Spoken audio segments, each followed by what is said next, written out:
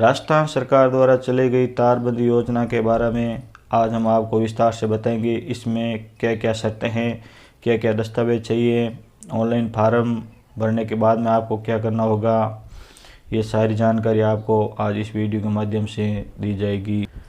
राजस्थान सरकार द्वारा चलाई गई तारबंदी योजना में आप ऑनलाइन आवेदन कर सकते हैं। ऑनलाइन आवेदन करने के लिए आपके पास जन आधार होना आवश्यक है।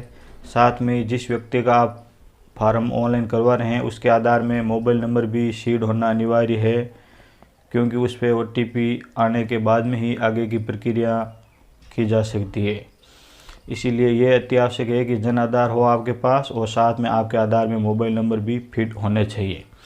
इसी के साथ में आप जिस खेत के लिए आवेदन करना चाहते हैं तारबंदी लगाने के लिए, तो उस खेत की नकल एंड नकल आप ऑनलाइन हस्ताक्षर वाली भी निकाल सकते हैं और नक्शा भी आप प्रिंट निकाल सकते हैं, लेकिन उस पर पटवारी से वापस उसको वेरीफाई करवाना होगा। साथ ही में व्यक्ति के आधार card, Jan Aadhaar, ration card, खाता डायरी, इसमें जो खाता आप डायरी दे रहे हैं वही खाता आपके जन आधार में लिंक होना भी अति आवश्यक है। यदि आपका फार्म पास होता है तो आपके खाते में ही आपके पैसे ट्रांसफ़र किए जाएंगे। तारबंदी योजना में क्या क्या शर्तें हैं ये हम आपको आज विस्तार से बता देते हैं। तारबंदी योजना में आवेदन करने के लिए सर्वप्रथम ये अति आवश्यक है कि किसान के पास 1.5 हेक्टेयर से ज़्यादा ज़मीन होना ज़रूरी है। 1.5 हेक्टेयर वाले ही आवेदन कर सकते हैं। 400 मीटर तक ही राजस्थान सरकार इसमें सहायता प्रदान करती है तारबंदी, और ज़्यादा से ज़्यादा 40,000 रुपये हैं। जो लघु और सीमांत किसान हैं उनके लिए 48,000 रुपये हैं।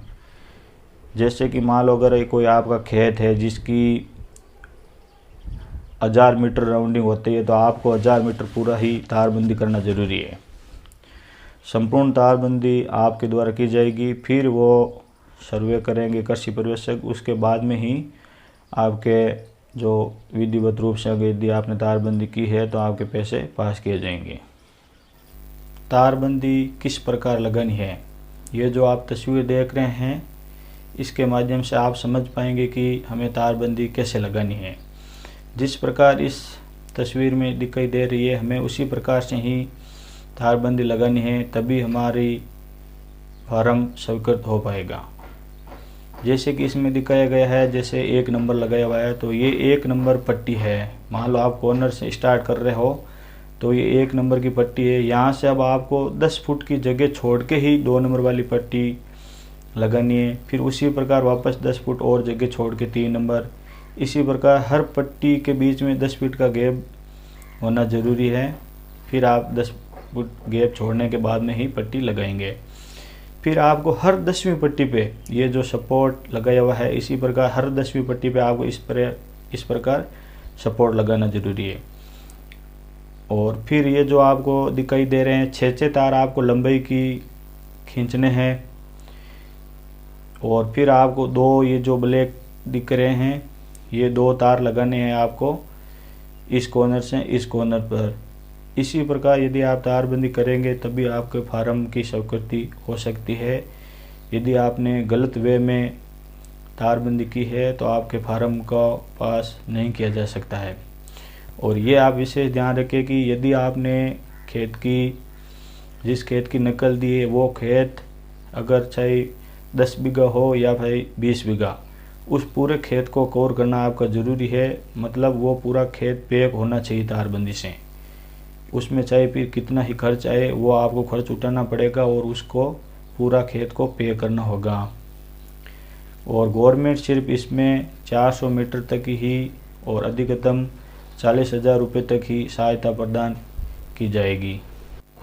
तारबंदी योजना में आवेदन करने के बाद आप जब भी तारबंदी पट्टी खंबे जो भी लेके आएँ उनका ज़रूर बिल आप अपने साथ में लाएँ, क्योंकि जब आपके फॉर्म की जांच की जाएगी तो उसके साथ में आपके बिल्स भी ज़रूर देने होंगे। इसीलिए आप जो भी सामान लेके आए तारबंदी करने के संबंधित तो उनके बिल भी अपने साथ ज़रूर लाएं। बिल अति आवश्यक है। तारबंदी योजना का फार्म भरते ही आप ये मत समझ लेना कि आपका फार्म पास हो गया है और आपके बहुत ही जल्द आपके खाते में पैसे ट्रांसफ़र कर दिए जाएंगे। ये इतना आसान नहीं है, क्योंकि इसमें बहुत सारे सर्वे होंगे।